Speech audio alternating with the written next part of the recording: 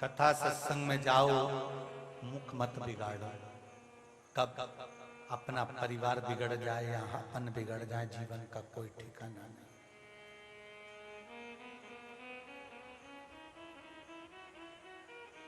उसकी भक्ति का यहाँ से काशी में नंदन वन में एक प्रश्न किया। काशी के नंदन वन में जैसे महाकाल बाबा का जो मंदिर है, ये महाकाल वन है, शिव महापुराण में लिखा है। कौन सा वन है ये? जम के बोलिए, महाकाल वन।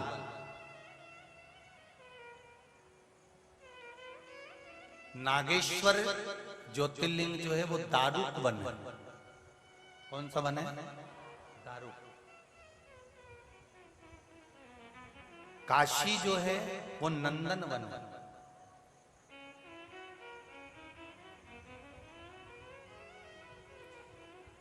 वन का मतलब मालूम है ना आप लोगों को? जम के बोलो जरा। वन का मतलब होता है घना जंगल। अगर आप जंगल में फंस जाएं, चारों तरफ हिंसक पशु पक्षी हों, चारों तरफ हिंसक पशु पक्षी हों, आपकी रक्षा आप कैसे करेंगे? चारों तरफ अग्नि को प्रकट कर लोगे, बीच में बैठ जाओ। उन हिंसक पशु पक्षी से बचने के लिए चारों तरफ अग्नि को प्रकट कर कर बीच में बैठ जाओगे कि ये पशु पक्षी इस वन में कहीं मेरा भक्षण ना कर लें, क्योंकि शस्त्र रखूंगा और हिंसक पशु पक्षी आ भी जाएंगे तो एक से लड़ूंगा, दो से लड़ूंगा, पर चारों तरफ अग्नि जल रही होगी, बीच में तुम बैठे होगे तो कोई हिंसक पशु पक्षी तुम्हारे पास प्रवेश नहीं कर सकता। शंकर भगवान का ज्योतिर्लिंग इन वनों में इसलिए है क्योंकि ये ज्योतिर्लिंग ज्योति को प्रकट करता है कि जब जैसे वन में बैठते हैं और चारों तरफ अग्नि प्रकट होकर अपने को बचा लेते हैं, जिस समय जिंदगी के चारों तरफ से घिरे हुए हो, कहीं कोई परेशान कर रहा, कहीं कोई परेशान कर रहा, इधर से शेर, इधर से कोई, इधर से कोई, ना जाने कितने कितनी समस्याएं पूरे वन में, जिस घर में, परिवार में, कुटुंब में, कबीले में, नगर में, मोहल्ले में, क्षेत्र में रह रहे हो, चारों तरफ से ये समझ लेना कि वन में घिरे हुए हो, हिंसक पशु पक्षी तुम्हारे ऊपर आक्रमण करने वाले हैं, तुमको नष्ट करने वाले हैं। उस समय पर जब कोई नजर नहीं आए, तब किसी ज्योतिर्लिंग की ज्योति को चारों तरफ से स्मरण करना प्रारंभ कर देना, तो बचने का ठीक एक निश्चितता उत्पन्न हो जाए। वो ज्योति प्रकट करे जो ज्योतिर्लिंग में,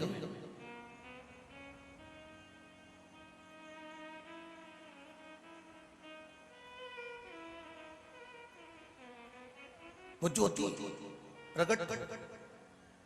एक पत्र में किसी ने लिखा है कि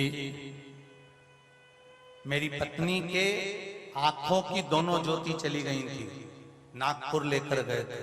जिसने पत्र लिखा होगा वो बेटा, मां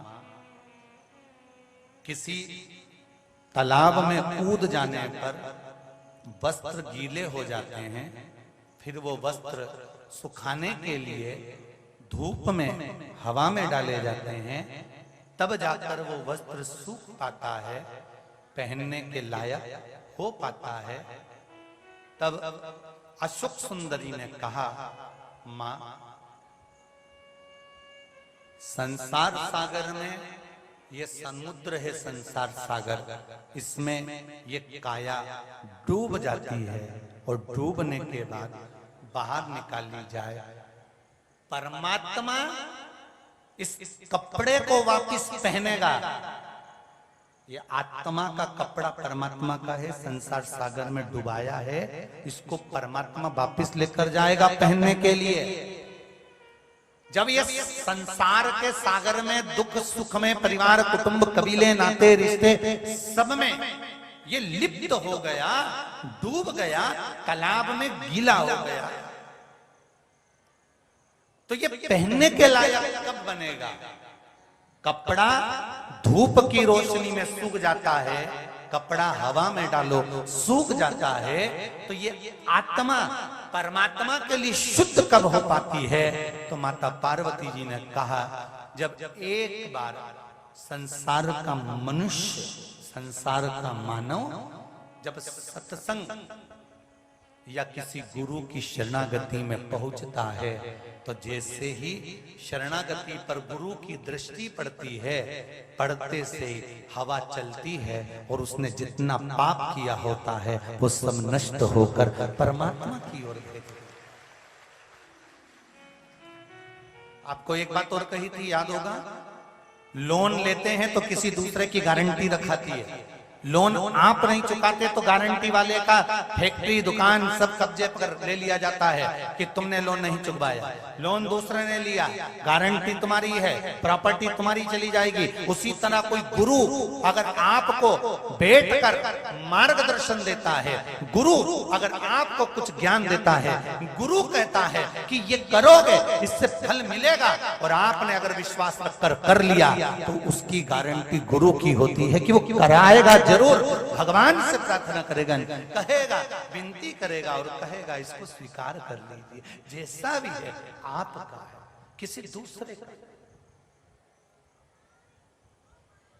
मैंने तेरे ही भरोसे, ओ बाबा तेरे ही भरोसे हवा में उड़ती जावांगी, बाबा डोर हथो छठी नामे कटी जावांगी, भोले मैं तेरी पतंग, ओ बाबा मैं तेरी पतंग, हवा बिच उड़ती जावांगी, बाबा डोर हथो छठी नामे कटी जावांगी। बाबा से निवेदन करो कि हम परमात्मा आपके सत्संग में आकर बैठते हैं तो कोई तपन, सत्संग में बैठने पर कोई सूर्य की किरण जैसे पड़ती है, कपड़ा सूख जाता है, उसी तरह जब हम शिव महापुराण की कथा श्रवण करने बैठते हैं, भले टीवी पर सुने, यूट्यूब पर सुने, मोबाइल पर सुने, फेसबुक पर सुने, चाहे कथा के पंडाल में सुने, एक किरण भगवान की दृष्टि की ऐसी पड़ती है कि व्यक्ति का जीवन संवर जाता है, सुधर जाता है, मार्ग प्रशस्त हो जाता है। वो किरण होने चाहिए।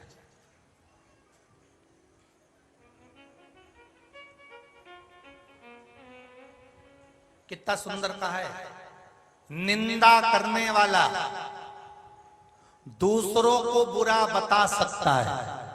बोलो सही है कि गलत है? जो निंदा करता है दूसरे की, मतलब दूसरे को इतना बुरा बता देगा, इतना बुरा बता देगा, इतना बुरा बता देगा कि उसके बराबर कोई बुरा है ही नहीं। कभी कभी सोचने में आता है, सुधीर भैया, एक बात ध्यान में आती है, कई बच्चियां, कई लोग एक जरा सी छुपकली से डर जाते हैं। अरे राम, छुपकली आ गई और काकरोच आ गई। अब एक बात समझ में आती है कि ये छुपकली से डरे, काकरोच से डरे, और अदालत में जब तलाक लेने खड़ी होती है तो शेर जैसी धाड़ती है। तब एक बात समझ में नहीं आती, यूं छुपकली से डर लगे, यूं काकरोच से डर लगे, और जब अदालत में केस लगाया जाता है तो सीधा सीधा कहा जाता है ये माँ इसने मुझे ऐसा करा, ये पिता इसने ऐसा करा, ये ऐसा करा, वो वैसा करा। ये भय था। आज फिर कहूंगा, क्राइम जितने होते हैं उसको सरकार कभी नहीं रोक सकती। क्राइम को केवल आपका संस्कार और सत्संग ही रोक सकता है, इसके सिवाय कोई नहीं। जितने क्राइम होते हैं, जितने गलत काम होते हैं, सरकार इसको नहीं रोक सकती। इसको रोकेंगे आप और हम, सत्संग में बैठेंगे, अच्छी बात जानेंगे, अच्छे संस्कार बच्चों को देंगे, तो क्राइम होंगे ही नहीं। हमने पहले भी कथा में कहा था, बच्चे जब छोटे रहें तो उनके हाथ में गीता पकड़ा दीजिए, नहीं तो बड़े होने पर अदालत में गीता की सौगंध खाना पड़ेगी। अगर बचपन में बच्चों के हाथ में गीता पकड़ा दोगे तो बड़े होकर इनको अदालत में गीता पर हाथ नहीं रखना पड़ेगा, गीता की सौगंध नहीं खाना पड़ेगी। बचपन में ही गीता इनके हाथ में पहुंच गई तो ये बड़े होकर गीता की कसम नहीं खाएंगे, ये निश्चित है।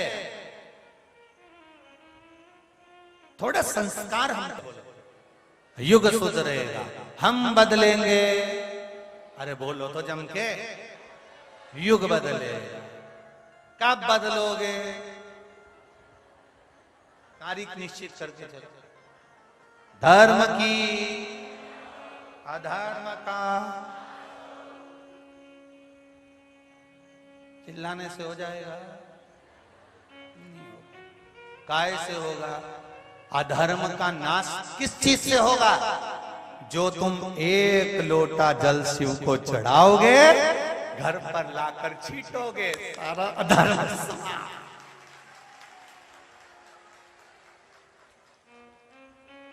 अभी हो क्या रहा है?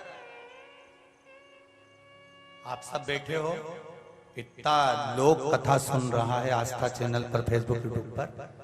ईमानदारी से बोलना, आपके गांव गांव में, नगर नगर में, शहर शहर में, पूरे विश्व के, पूरे भारत की भूमि के एक एक गांव में जाकर चले जाओ, एक एक शहर में चले जाओ, कहीं पर भी तुम्हारी मर्जी पड़े तो दक्षिण, उत्तर, पूरब, पश्चिम, कहीं पर भी चले जाना, जाकर देखना, गांव गांव के शंकर मंदिर में एक लोटा जल चढ़ रहा है, मतलब अधर्म का नाश हो, अधर्म गया।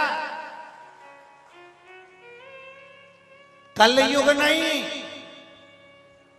जम के बोलो, शिव युग चल रहा है। कोई कहे कलयुग चल रहा है, मना कर देना, नहीं नहीं नहीं नहीं, शिव युग चल रहा है। इतना बदलाव, इतना बदलाव कि लोग पहले बैसाख महीने में सुनने में आते थे कि माँ राम मंदिर की प्रतिष्ठा हो रही है, माँ देवी जी के मंदिर की प्राण प्रतिष्ठा हो रही है, माँ इस मंदिर की प्राण प्रतिष्ठा हो रही है। अब की बैसाख में सुनने को मिला कि माँ शंकर जी की प्राण प्रतिष्ठा, माँ शंकर जी की प्राण प्रतिष्ठा, माँ शंकर जी की प्राण प्रतिष्ठा, माँ शंकर जी की प्राण प्रतिष्ठा। जहां देखो शिव ही शिव, तो ये शिव युग नहीं तो क्या? ये शिव युग नहीं तो क्या है? पहले के लोग ना जाने किस किस को लाकर मंदिर बिठा दिए, पर आज जिसको बिठाना था मंदिर में, उसको तो लोगों ने मंदिर में नहीं बिठाया था और दूसरे को लाकर मंदिर में बिठा दिया था।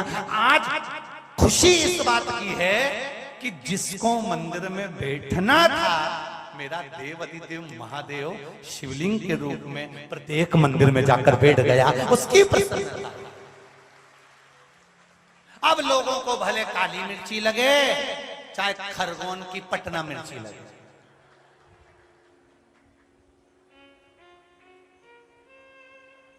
एक बार खरगोन की कथा सुनी कि नहीं सुनी तुम लोगों ने? खरगोन में जब हम गए तो हमको ये मालूम पड़ा था कि इधर मिर्ची बहुत होती है, खूब मिर्ची हो, तो हमने हमारी साधारण भाषा में पूछ लिया कि मिर्ची कौन से मौसम में लगती है, तो वहां का तो मुंह फटा दिया, तुरंत बोल दिया, सच बोल दो अभी लग जाएगी। उसमें क्या क्या मिर्ची कौन से मौसम में लगती है? तो बोलो तो कभी भी लग सकती है, कोई समय, बस सच बोलने वाला चाहिए और तुरंत लग जाएगा, तुरंत। कहां जी? कलयुग नहीं, सतयुग है महाराज, शिव का युग, और यही आनंद का विषय है, यही आनंद का विषय महाराज।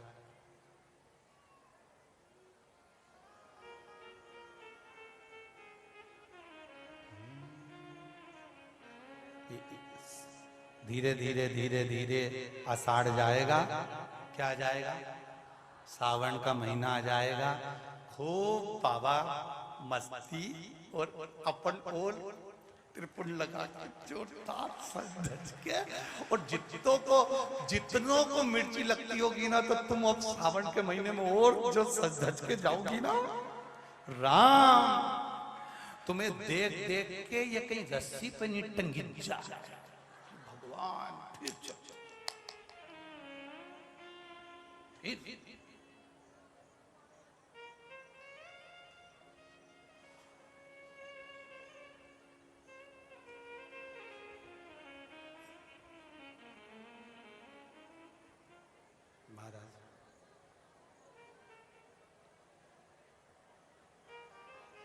भगवान जी, मेरा महाकाल बाबा, मेरा विश्वनाथ बाबा बेलपत्री में ढका रहेगा पूरे सावन के महीने में। लोग लाला के गंगा जल चढ़ाते जाएंगे, कावड़ आती जाएगी, बाबा छुपा रहेगा। मेरो खोई गयो भोलानाथ। सावन का भजन है, परंतु अपन यही सोचे अभी मौसम भी तो सावन जैसा हो गया, उसमें क्या दिक्कत है। खड़ा हो जाता है, वो कोई दूसरा नहीं होता, वो कालाधिपति महाकाल राजा, वो कालाधिपति मेरा महाकाल है, जो समय पर आकर तुम्हारे पास में खड़ा हो जाता है।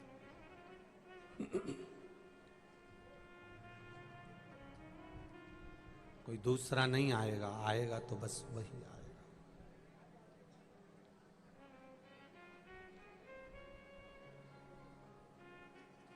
और देख लिया संसार हमने, देख लिया सब मतलब के यार हमने, देख लिया झूठे नाते झूठे रिश्ते, झूठे नाते झूठे रिश्ते, अरे झूठा है संसार हमने देख लिया, अरे सब मतलब के यार हमने देख लिया, झूठा है संसार हमने देख लिया। क्या तेरा क्या मेरा जग में, क्या तेरा क्या मेरा जग में, अंत समय का खेला जग में, अंत समय का फेरा जग में, अरे झूठा है परिवार हमने देख लिया, सब मतलब के यार हमने देख लिया, अरे देख लिया हमने देख लिया।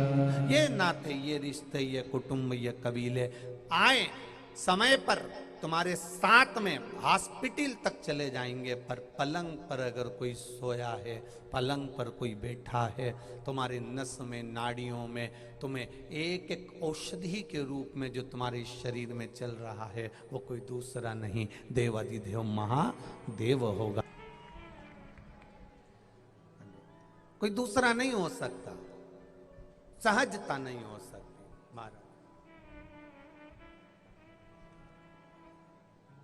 सहजता नहीं हो सकती। एक कुटुंब, कबीला, नाते, रिश्ते, ये सब होंगे, मना नहीं होंगे। एक कुर्सी दे दो बाबू, एक कुर्सी लगा दो संतों को।